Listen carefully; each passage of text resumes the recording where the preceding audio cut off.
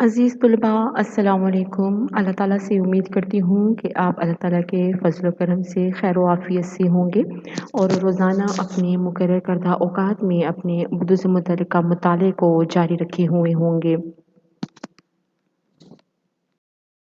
عزیز طلباء، جیسا کہ آپ جانتے ہیں کہ ہم اپنے گزشتہ 2 لیکچرز میں مکاتیب پر بحث کر رہے ہیں، مکاتیب کا مطالعہ کر رہے ہیں، اس کے معنی مفہوم ہم نے جان لیے، جو کہ گزشتہ دونوں لیکچر جو تھے وہ اسد اللہ خان غالب کے تحریر کردہ خطوط تھے، جو کہ پہلا خط ہمارے پاس میر مہندی مجروح کے نام تھا اور دوسرا علاء الدین علائی کے نام۔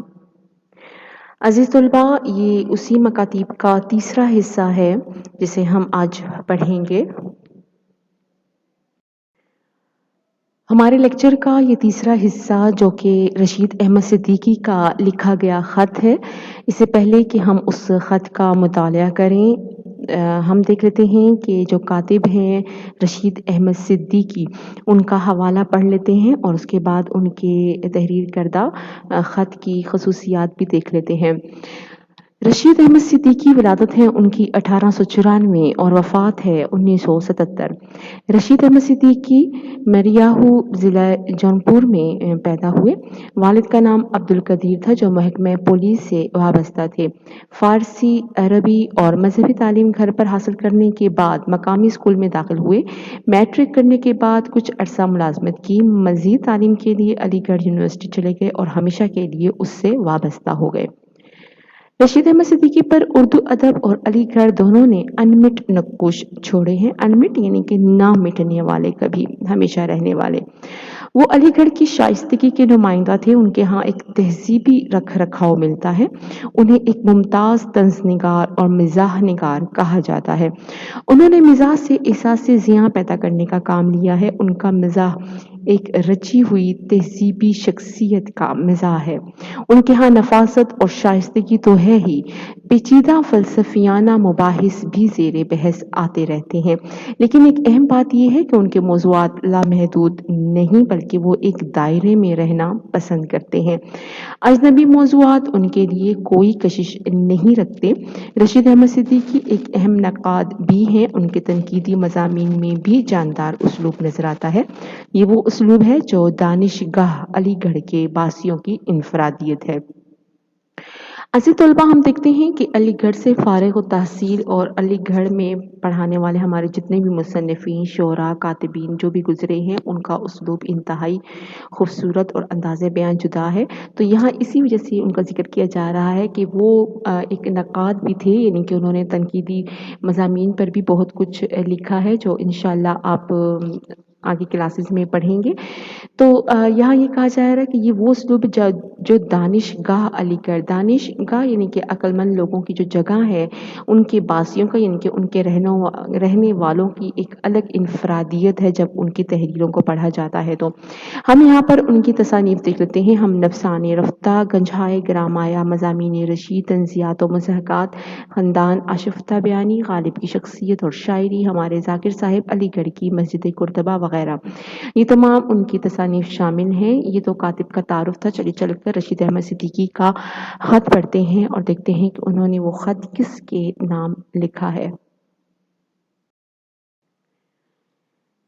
ہمارے پاس مکتوب ہے رشید احمد صدیقی کا، جو انہوں نے اپنے ایک دوست کے نام لکھا ہے، سید بشیر الدین۔ سید بشیر الدین بھی علی گڑھ یونیورسٹی سے ہی فارغ التحصیل تھے اور وہ وہیں سے تعلیم حاصل کرنے کے بعد، علی گڑھ یونیورسٹی سے تعلیم حاصل کرنے کے بعد وہ وہاں پر لائبریرین کے عہدے پر فائز تھے۔ وہاں پر اپنی جو ذمہ داریاں ہیں وہ سر انجام دے رہے تھے اور اسی لحاظ سے وہ رشید احمد صدیقی کے بہت قریبی دوست بھی تھے۔ تو اپنے قریبی دوست کو خط لکھتے ہیں اور یہ خط انہوں نے 1974 کو لکھا ہے، 1 ستمبر 1974۔ اب یہاں پر آپ دیکھ سکتے ہیں خط کا طریقہ کار بھی آپ کے سامنے واضح ہے۔ اسی کو دیکھتے ہوئے آپ جو ہے اپنے بیانوں، انداز بیان کو بھی دیکھ سکتے ہیں کہ کس انداز بیان سے جو ہے یہاں پر خط لکھا گیا ہے۔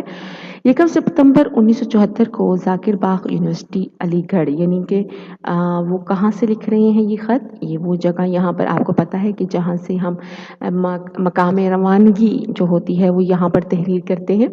پھر سید بشیر الدین مکرم، آداب، آپ کا کارڈ کئی دن ہوئے ملا تھا، آپ نے اپنے مسلسل سفر کا جو ذکر کیا میں اس سے خوش ہوا، زہ روانی عمرے کے در سفر گزرت۔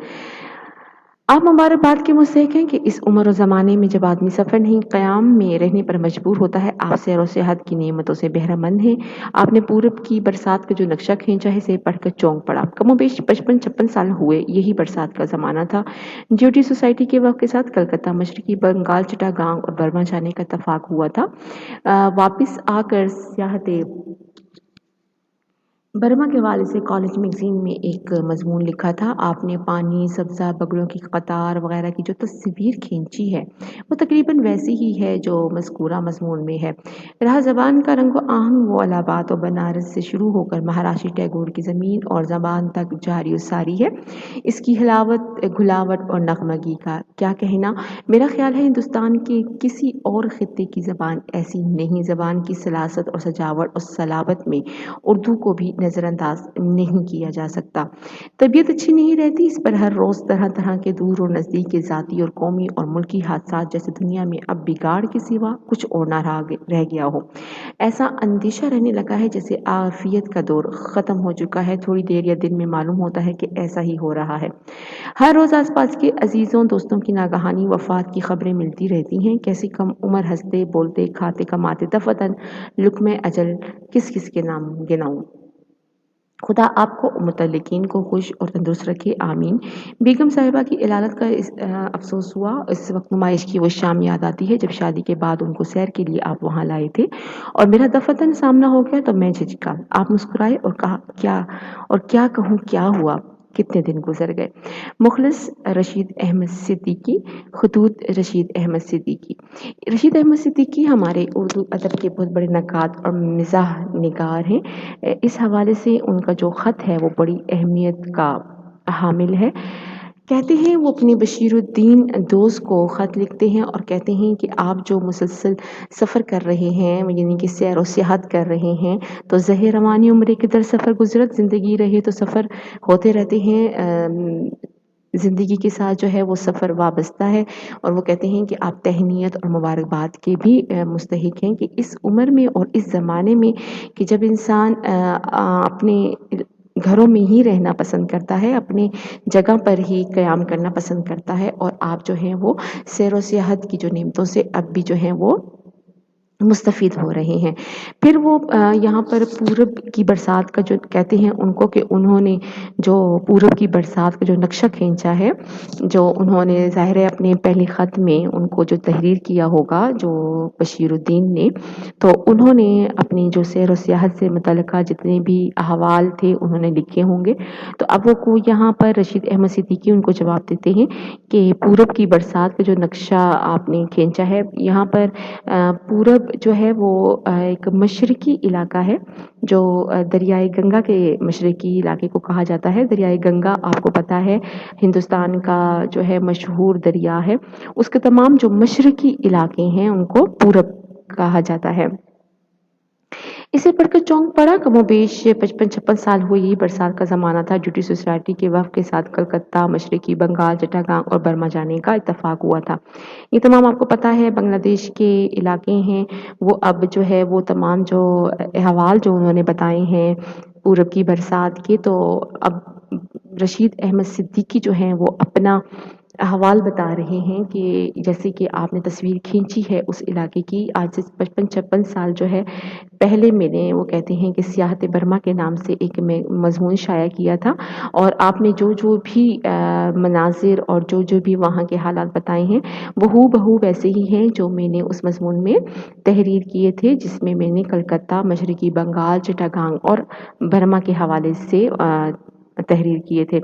پھر وہ اردو زبان کی خوبصورتی، اردو زبان کی شیرینی، مٹھاس اور اس کی جو نغمگی ہے اس کے بارے میں کہتے ہیں کہ اس زبان کے کیا کہنے، کہ کہیں بھی آپ چلے جائیں تو اس خطے میں بہت ساری زبانیں ہیں، لیکن اردو زبان کی جو مضبوطی ہے، جو اس کی سجاوٹ ہے، جو اس کی خوبصورتی ہے، جو پائیداری ہے، جو شیرینی ہے، جو مٹھاس ہے، اس کو جو ہے وہ نظر انداز نہیں کیا جا سکتا۔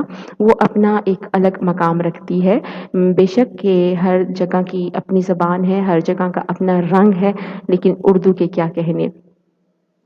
وہ کہتے ہیں کہ طبیعت بھی اچھی نہیں رہتی، اور روزانہ کے جو موصول ہونے والے اور دنیا کی جو بگاڑ کے جو حالات آئے دن سننے کو ملتے ہیں، ایسا لگتا ہے کہ دنیا میں اب سلامتی کا کوئی بھی لمحہ رہا ہی نہیں ہے۔ یعنی کہ دنیا میں اب اطمینان و سکون جو ہے وہ ختم ہوتا جا رہا ہے۔ جو دنیا کے حالات ہیں وہ اس کے بارے میں بھی فکر مند ہیں، اور اپنے دوست سے جو ہے وہ اس کا تذکرہ کر رہے ہیں۔ اور پھر کہتے ہیں کہ ہر روز جو ہیں وہ سننے کو ملتا ہے کہ ان کے عزیز و اقارب میں کوئی نہ کوئی اچانک جو ہے وہ لقمہ اجل، یعنی کہ موت کا نوالا بن چکا ہے، یا جو وفات پا چکا ہے، اور وہ اس پر بھی غم زدہ ہیں کہ اب وہ کس کس کے نام گنوائیں کہ کیسے خوبصورت اور جوان لوگ جو ہیں وہ چلتے پھرتے جو ہیں وہ اچانک سے موت کا شکار ہو گئے ہیں۔ پھر وہ آگے چل کر خدا آپ کو متعلق ان کو خوش اور تندرست رکھے دعائیہ انداز میں وہ ان سے مخاطب ہیں، اور پھر انہی کی بیگم، انہی کی زوجہ کی بیماری کے حوالے سے بھی وہ ان کی بیمار پرسی کر رہے ہیں، اس کے ساتھ ان کی عیادت کر رہے ہیں، اور وہ وقت بھی یاد کر رہے ہیں جب وہ شادی کے بعد وہاں آئے تھے، ان کا سامنا ان سے ہوا تھا، اور پھر اسی کی یادوں میں اور انہی تمام باتوں کی یاد میں وہ کہتے ہیں کہ اب میں آپ کو کیا کیا اور بتاؤں اور کیا کیا گنواؤں، اور یوں ان کا جو ہے وہ دعا کے ساتھ اور اس کے بعد اس تذکرے کے ساتھ وہ اپنے خط کا اختتام کرتے ہیں۔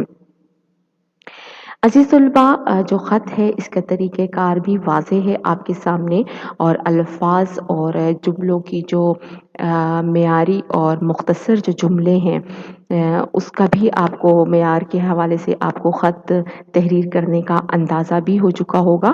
امید کرتی ہوں کہ آپ کسی نہ کسی حوالے سے گھر میں اس کی مشق بھی جاری رکھیں گے، اور کسی نہ کسی ایک موضوع پر ایک خط بھی تحریر کریں گے، اور جہاں جہاں آپ کو کہیں مشکل درپیش ہے آپ اپنے پاس اردو لغت کا بھی استعمال جاری رکھیں گے، اور اس کے معنی مطالب تک پہنچنے میں آپ کو آسانی رہے گی۔ عزیز طلباء، امید کرتی ہوں کہ تمام خطوط جو ہیں وہ آپ نے بہت اچھے طریقے سے جو ہیں وہ گھر میں بھی اس کا مطالعہ کیا ہوگا۔ دعا کرتی ہوں کہ جہاں رہیں خیر و عافیت سے رہیں، آمین۔ شکریہ۔